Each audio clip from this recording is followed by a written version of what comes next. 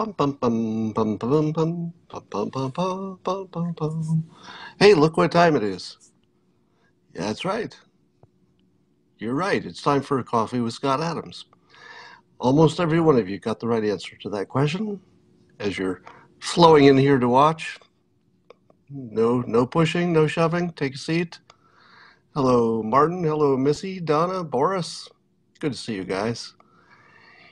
Well, if you're here early, you're probably prepared, and that means you've got a glass or a mug or a cup. I've got my dainty what is this, a cup? With me right now, because I'm on the road. But you could have a tankard or a stein or a chalice. You might have a thermos. You might have a flask. Fill it with your favorite liquid. Excuse me. I like coffee. And join me now for the unparalleled pleasure of the simultaneous sip.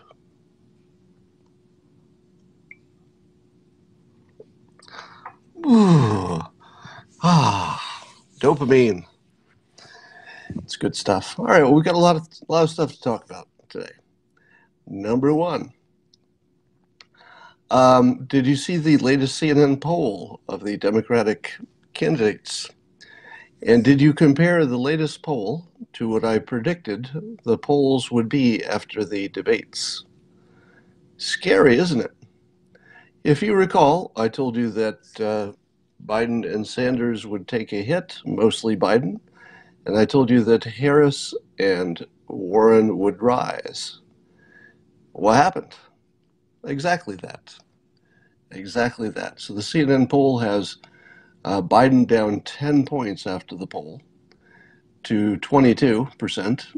Harris is now in number 2 at 17.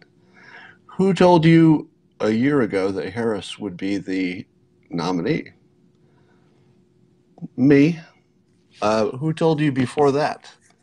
I don't know if anybody did. I think I might have been the first over a year ago.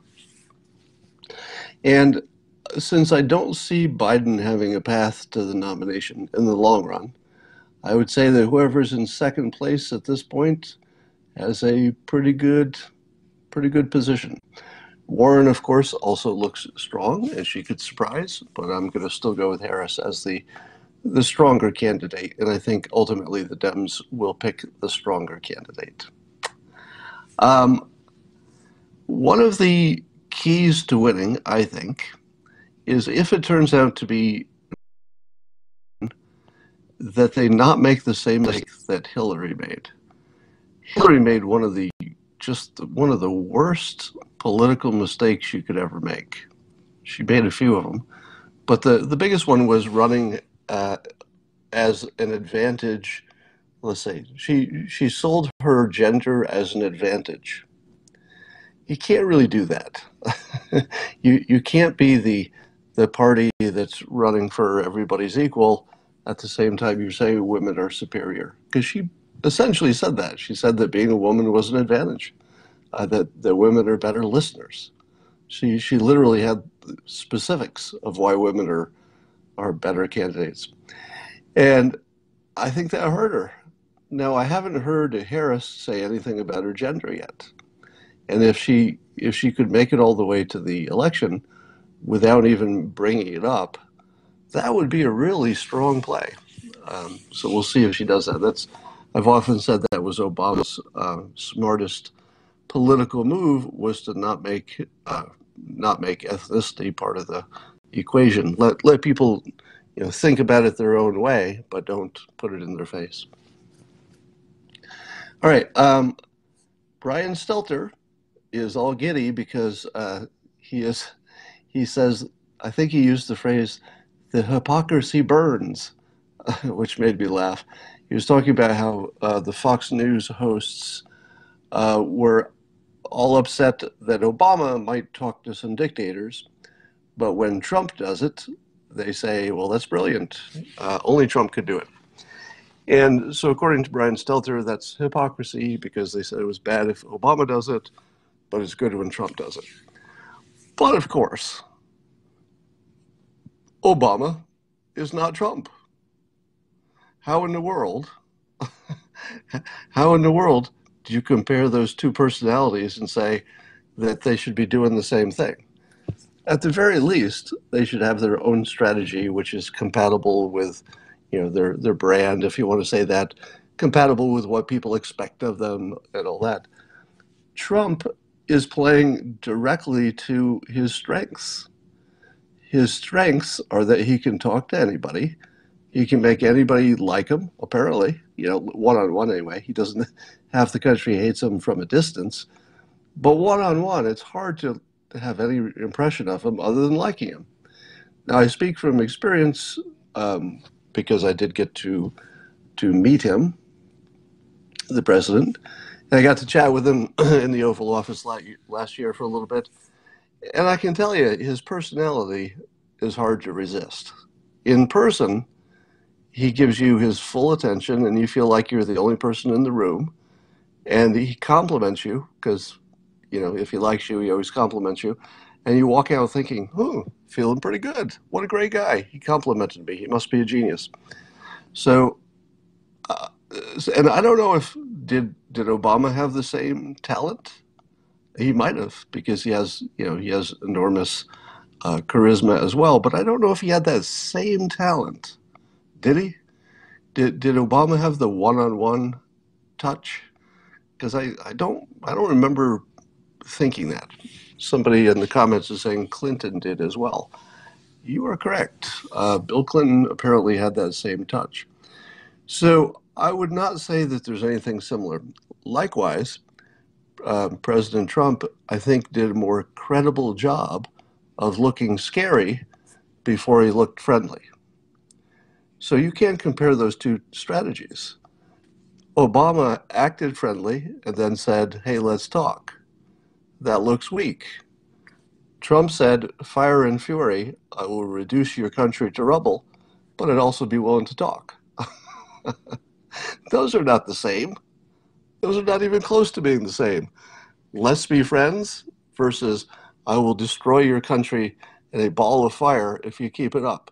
But I'm also willing to talk anytime you want.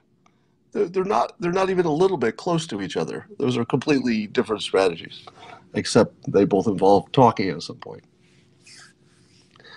All right, the political play of the week goes once again.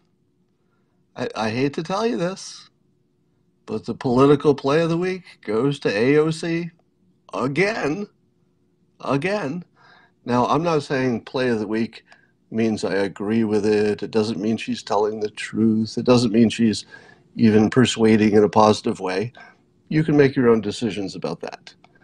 But she visits this border detention facility where the illegal immigrants are being kept, and she comes back with probably just one of the all-time great persuasive, probably not true, but persuasive statements that the detainees are being made to drink out of the toilet because they don't have water.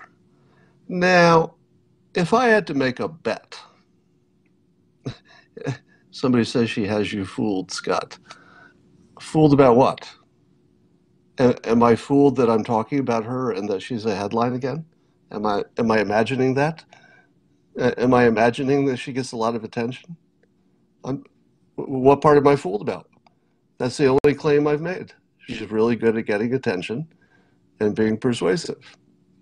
This is as clear as day from this latest play. I'm not saying she's right. I'm saying that she gets attention and she's very persuasive. And one of the tricks she uses is this visual persuasion. She can put a picture in your head. She can make a quote that you can't forget about. And she can sell a narrative like nobody's business. And this whole thing about being forced to drink out of the toilet, if I had to bet, I would take very long odds that that's just not true. Now, there might have been something that suggested it. It would be easy to imagine that there was this one time somebody asked for water, and the guard said, I'll be, I've got to take care of this thing, but I'll get you your water right after. And then you could imagine the person saying, well, what am I supposed to do in the meantime? Drink out of the toilet? And you can imagine the guard being frustrated and saying, do whatever you want to do. And then going to do his thing and then getting water later. Now, I'm not saying that's what happened. I'm saying it's very easy to imagine some kind of a conversation that happened once between two people that may have had some passing resemblance to her ultimate comment about drinking out of the toilet. But she's still smart for that image because you can't get it out of your head. I hate to say this because it's so gross, but you can see it and you can taste it. I didn't want to say that, right? Because it's so awful. But it's persuasion you can taste. And you don't get stronger than that. So I think it's very effective, but probably not very true. However, as I often say, directionally, it's kind of true. You don't want to hear that, right? But directionally, it's kind of true in the sense that people are in conditions which nobody would want to be in themselves, right? So the conditions are not good. I think we'd all agree with that. And it has nothing to do with anybody's intentions. It's that the system is overwhelmed. So we got that. The other story is Kaepernick apparently contacted Nike and got them to change their plans for a sneaker that had a little American flag on the back, but the flag was the early 13 Stars colony flag.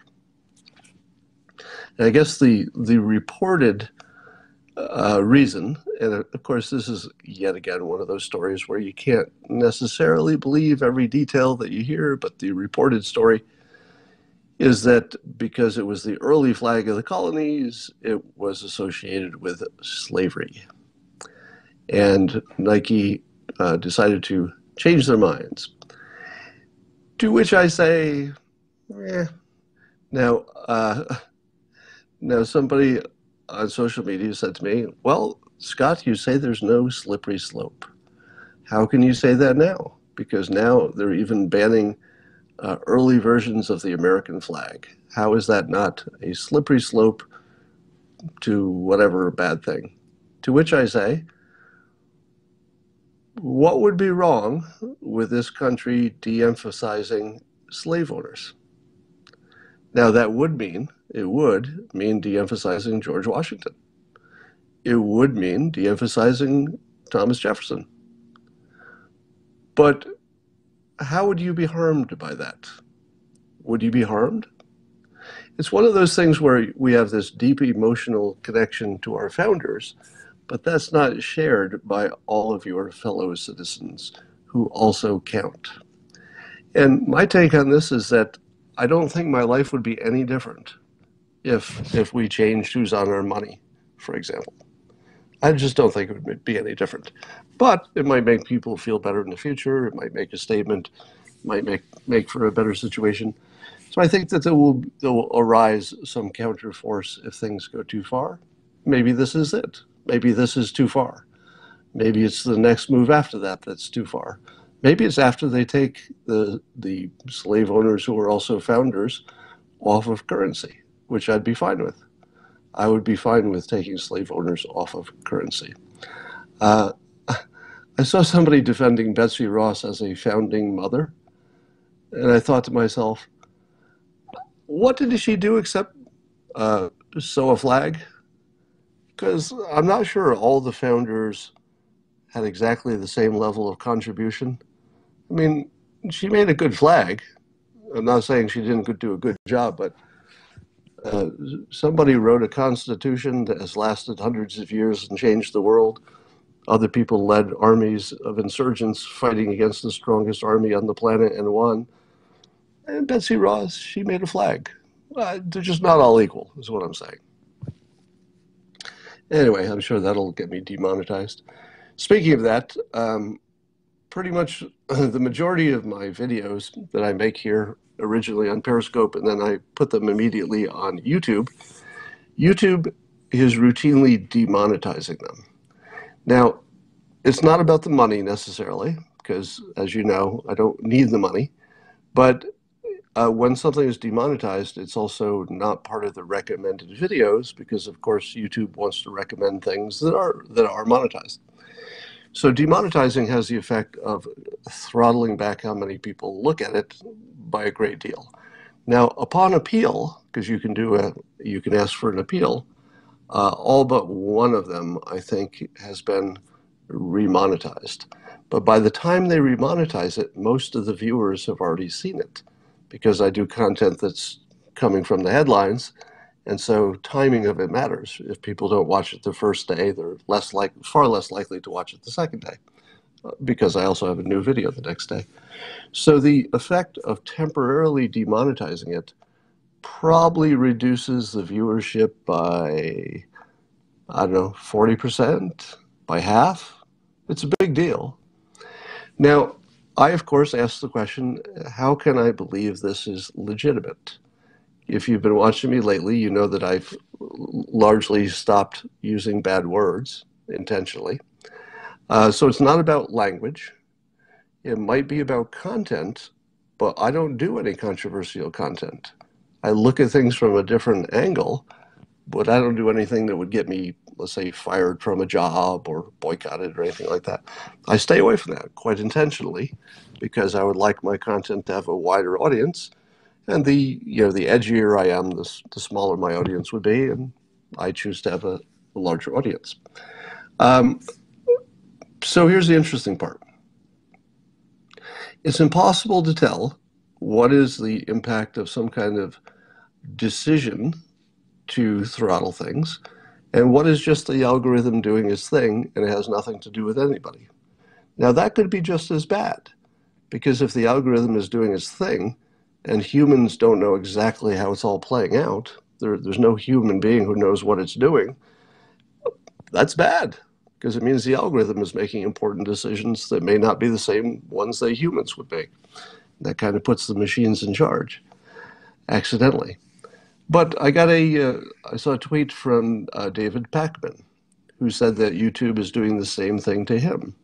Now, if you don't know David Pakman, Pakman, he is an anti-Trumper. He probably wouldn't call himself that, but he would be far more associated with the progressive left, I think would be the right way to say it. I hope I'm not mischaracterizing David's position, but he's left of the middle.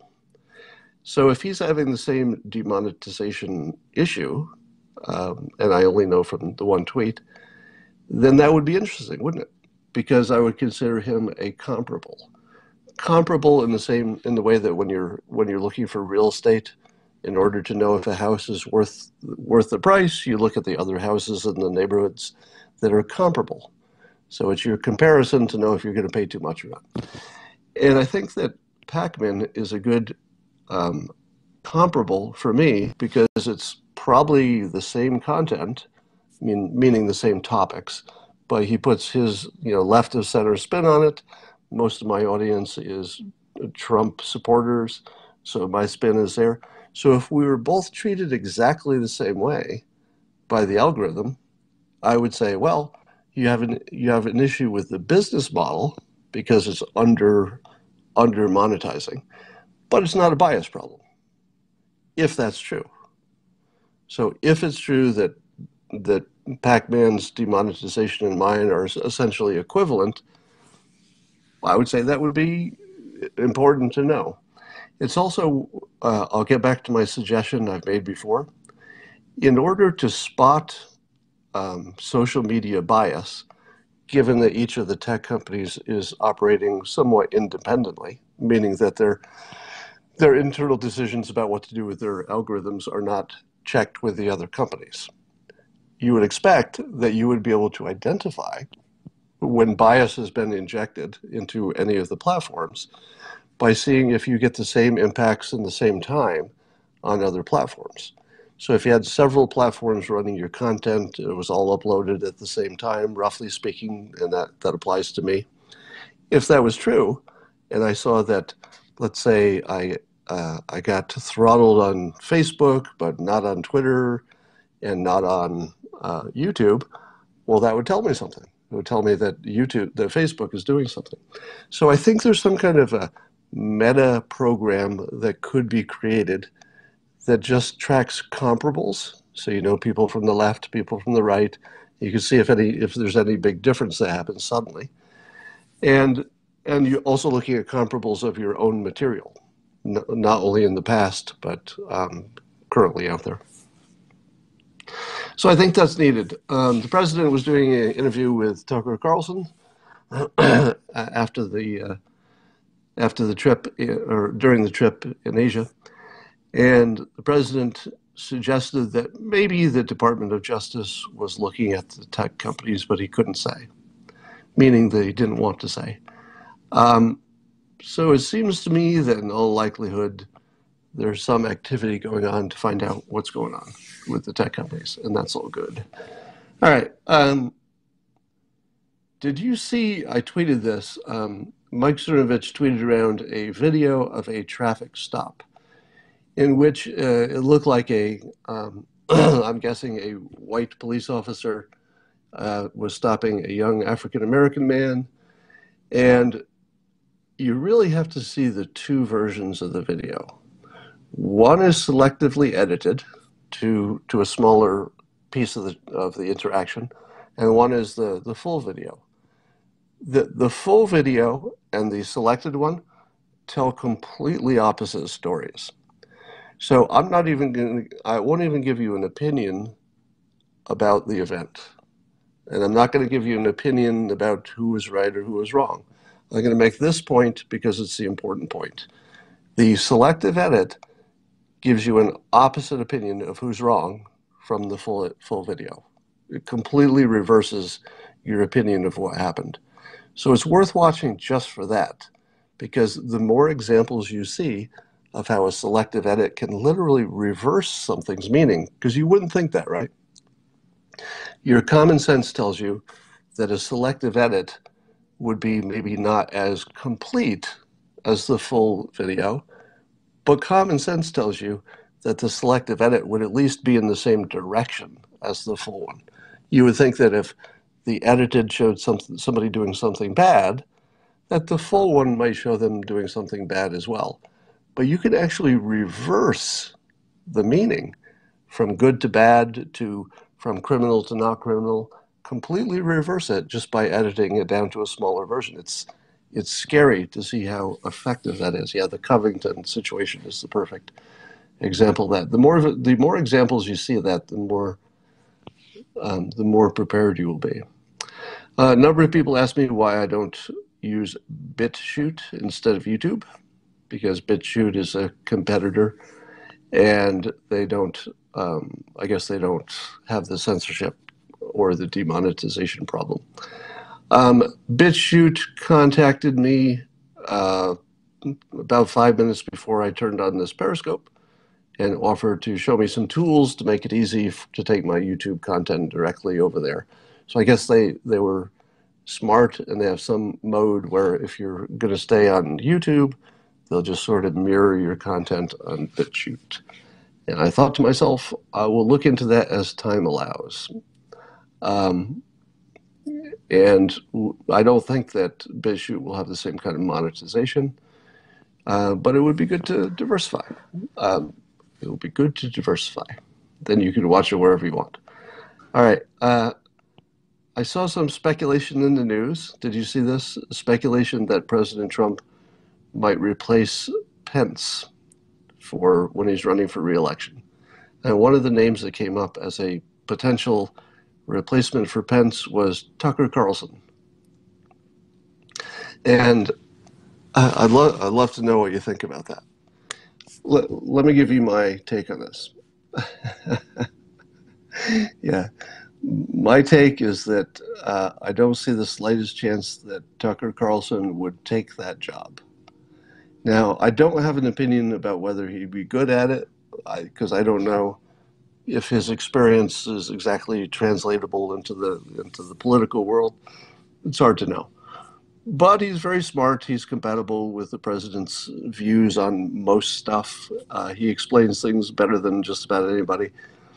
So you could imagine why the president might have at least thought about it. I don't know how much he's thought about it, and I don't know how true the rumor is, but I would say there's no chance that somebody takes that big of a pay cut at that age. And if he does, I'd be very surprised because Tucker Carlson has probably, not probably, could we say he has the best job on television? Would you say? Because he's on the highest rated network, and I believe he has the highest rated show in his time zone for cable news.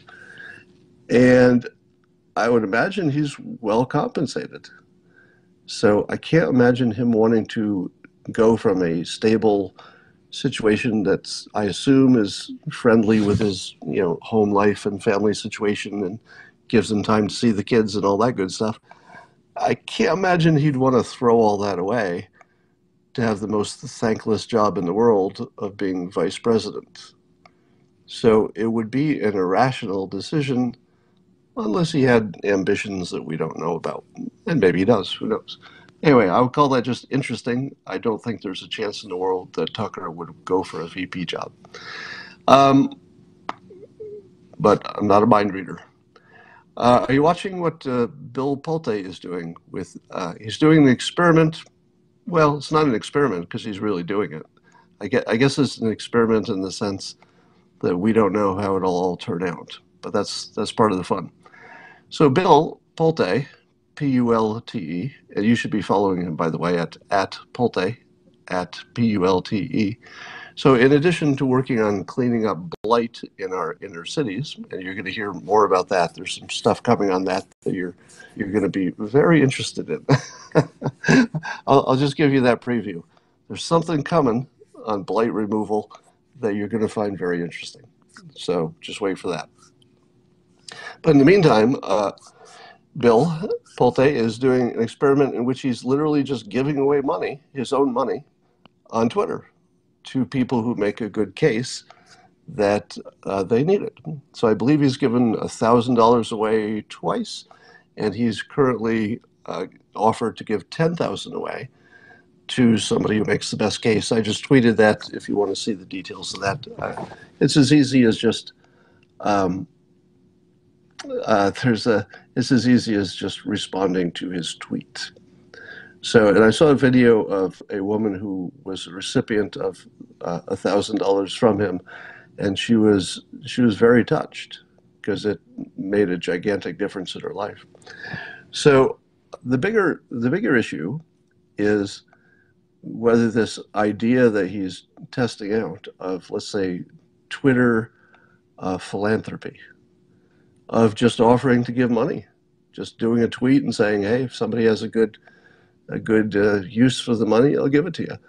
I love what he's doing with this because who knows if it becomes a bigger thing, if it evolves into something else. It's going to be terrific. But no matter what happens, a whole bunch of people who desperately needed a little extra money probably going to get some. So it's all good. The worst case scenario is still amazing. The best case scenario is changes the whole world. So this is a good lesson. So what Bill is doing, the worst case scenario, the worst that could happen is a bunch of people who really needed some money got some extra money. That's the worst that could happen.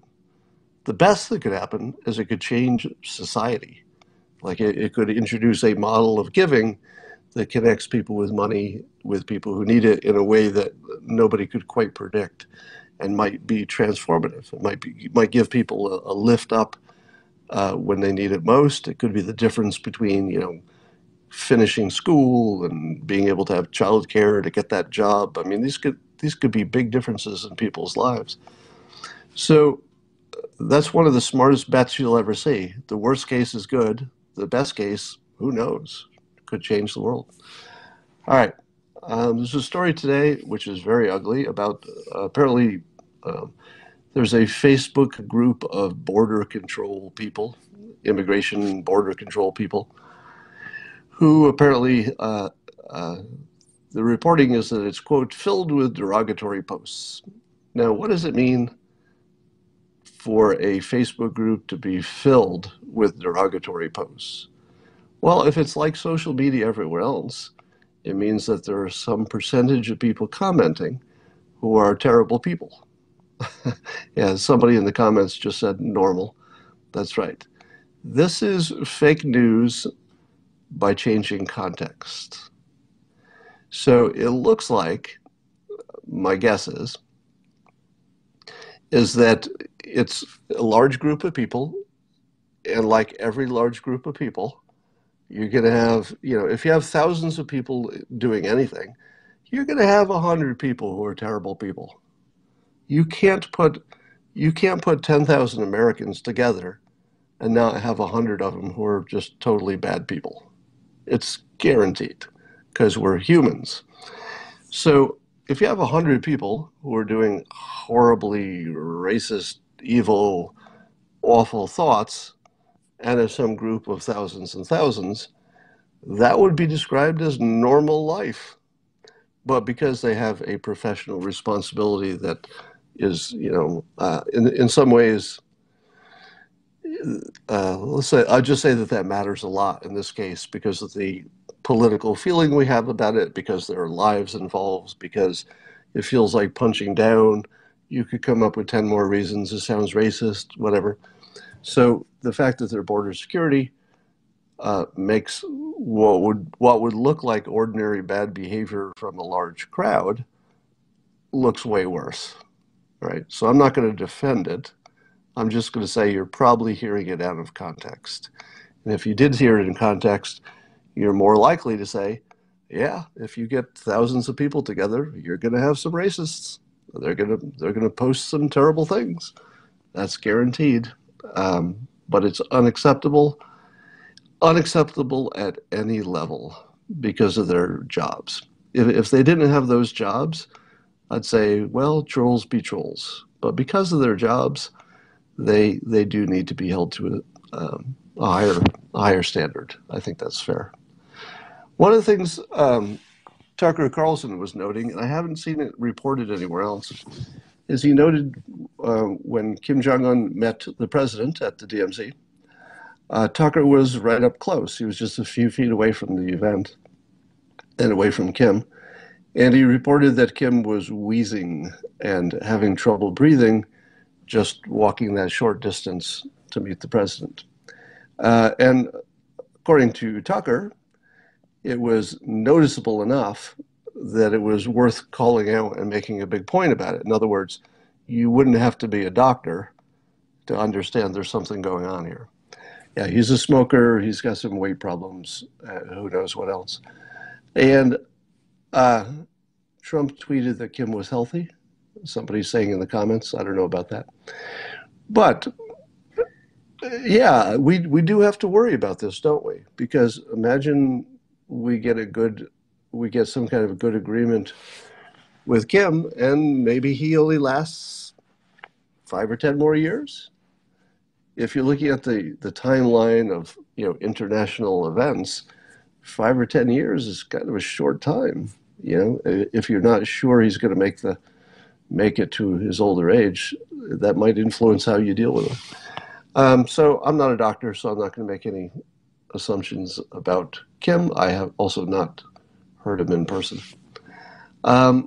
There's a great story about Amazon is now allowing you to build or buy homes online for under $20,000. So for under $20,000, you can buy a kit to make your own little home. Now, that, of course, does not include the land. It doesn't include the prep. These homes don't have insulation. I'm not sure that they have bathrooms. You still need somebody to do the plumbing and the electrical. And, of course, your town would never allow them to be built because of building codes. Now people are saying, just like the Sears catalog kit homes. I think that these kits are all wrong. I think what they look to be something like a traditional home that is just smaller, and they've added some conveniences and some cost advantages. But I think the kits need to be something more like Legos. I think the kits need to be a lot easier and also give you the flexibility to build a number of different things at any rate you want. Buy as many bricks as you want, do it at your own leisure, etc. So I think that what we're seeing is just the very beginning, sort of like the first personal computer. It seems to me that the future is that the cost of housing will go way down because of these kits, because of these modular things. Now, I'm going to tell you how to design a perfect house. And you're going to say to yourself, that's not the way they already do it? And the answer is, what I'm going to describe is going to make perfect sense, and it's not the way it's done, right? If you were going to design a perfect home, here's the right way to do it. The right way to do it is to say, okay, what functions do I need? And then for those functions, what would that furniture look like? So you'd say, okay, one of the functions is watching television. So you'd say, okay, how far from the television should the seats be? How many of them should there be in what configuration? Once you had the function, whether it's the kitchen function, the garage function, or whatever, you would have your components and your furniture around that. And then you'd say, okay, if this is the furniture, this must be the size of the room, because the furniture wants to fit in the room and not be, in the middle of the big room and not be too small. So then you'd have your perfect room, so you'd have a perfect bedroom, you'd have a perfect kitchen, etc. Then you should take those perfect rooms and put them together. But you would first notice that they don't fit together that well because each of them was designed independently. So you'd need to next figure out, okay, where would the doors be? And you hope that the doors don't ruin everything you've done so far. Once you've got the doors and you've put them together, then you know what the outside looks like, etc. And then you've got your house built. That is not the way homes are built today. The way homes are built is backwards. And I built a home, so I saw the whole process, and I was blown away at how backwards the process is. The way it starts is a builder will say, okay, I'm going to subdivide this land that I got, and I'm going to start with this much land. And I'm going to say, okay, I need a little room for a backyard, so the house will be sort of on this footprint. And then they say, all right, I've got something weirdly shaped, because that's what the land is shaped like, and I needed to put a garage here, etc. And then I'm going to try to shove all the rooms in there. So they draw the rooms, and then the last thing they do is put furniture in. So they're actually designed backwards. So that when you're done, have you ever gone into a model home and you're walking through the model home and you say to yourself, why is this room all wrong? It has furniture in it, but it looks like it wasn't even designed with the intention of furniture, because it doesn't really fit. Nothing's facing the right way, that sort of thing. And you see this in every model home. There's no exception. They're all designed backwards. Why? There's no reason. There isn't a single reason. Let me give you the best example. So my current home was built 10 years ago, but I don't think things have changed that much. The house was designed by the architect with a lot of my input.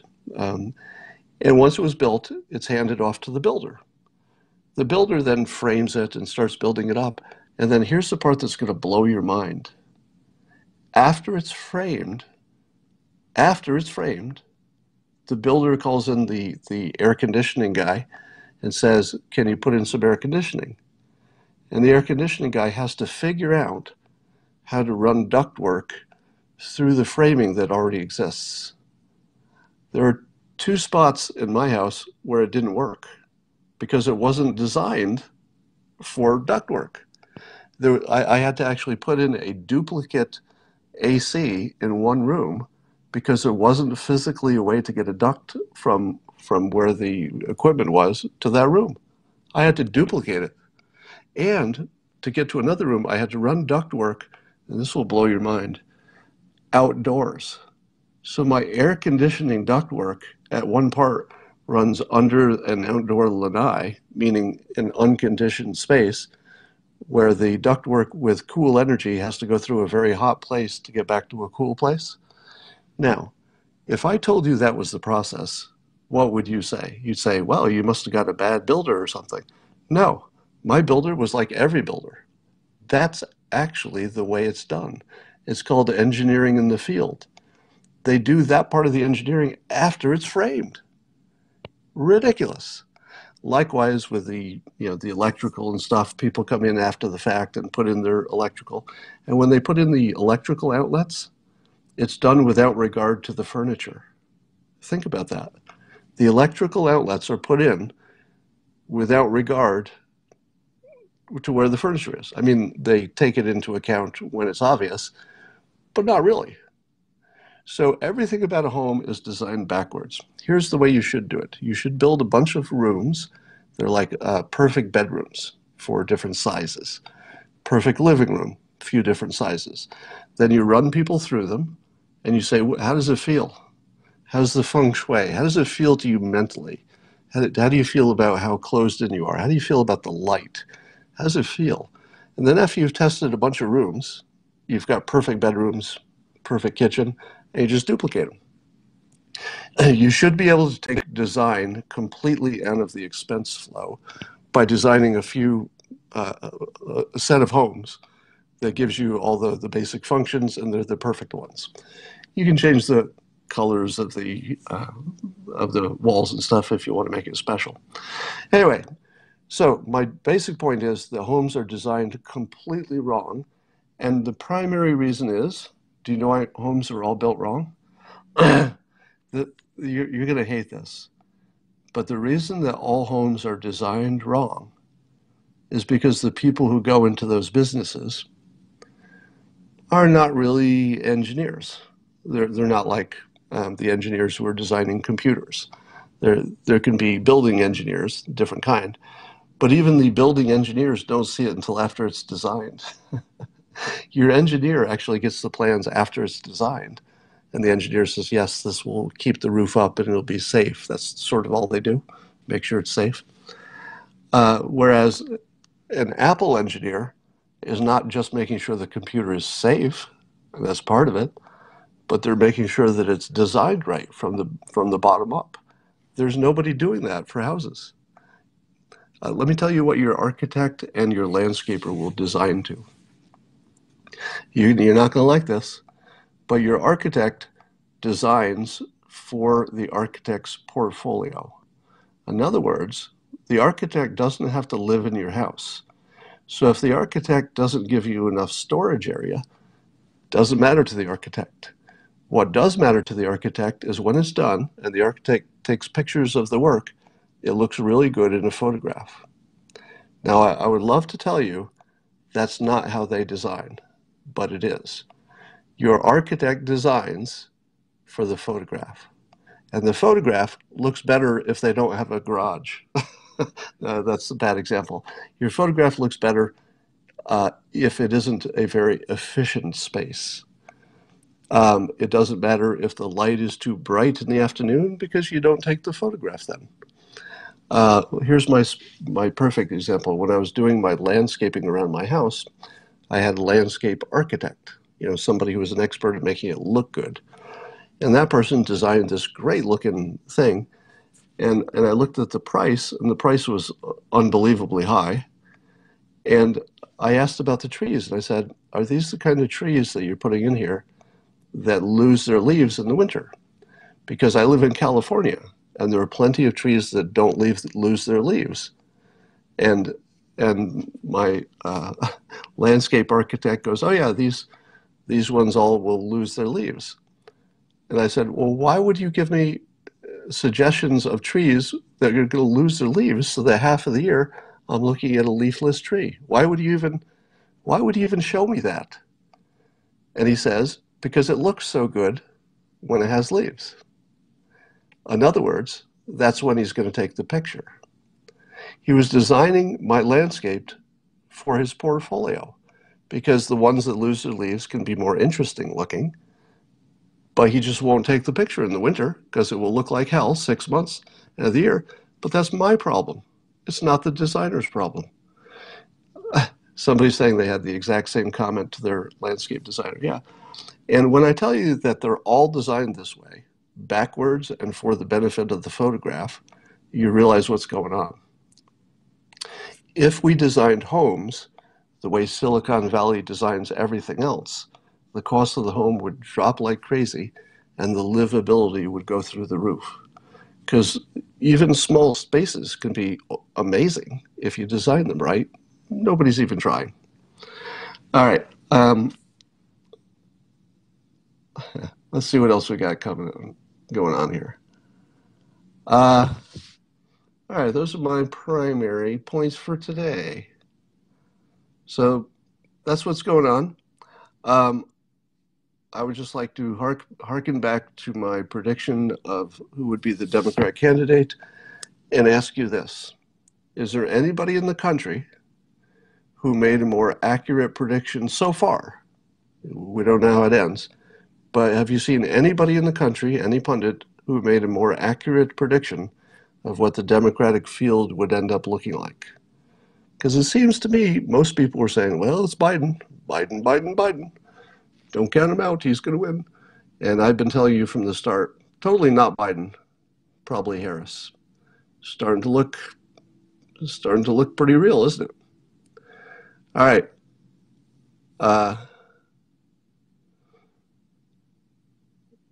Yeah.